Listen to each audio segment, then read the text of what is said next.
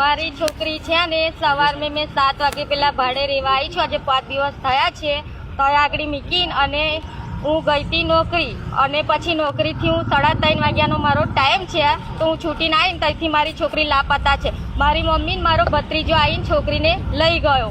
પછી હતે મેં ફોન કર્યો ને તો ફોન કરીને મારી મમ્મી જેમનું તેમનું બોલવા મળી. એવું કીધું કે પોલીસવાળાને લઈને આવી. તો મેં પોલીસ સ્ટેશને આવીને તો કોઈ મારી અરજી લેતું નહીં. તો મેં બહાર આવીને ઊભી રહી છું અને પોલીસવાળાએ એવું કીધું કે ઇન્ડા કંપનીએ જાઓ તો આગળ જમાદાર બેઠો છે તો આગળ કે તમને અરજી તમારી લઈ લેશે ને તમારી છોકરી તમને હલાવી દેશે.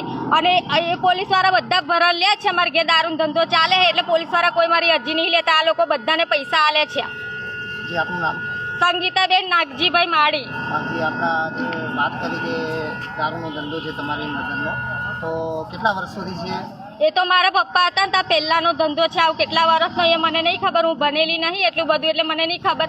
મને હું નોકરી કરીને જીવ હું ભાડે રહેવા આવી તોય મને તયાગડી પર નહીં રવા દેતા કે ઘરમે નથી રવા દેતા. તો મારે કઈ જઈ જવું?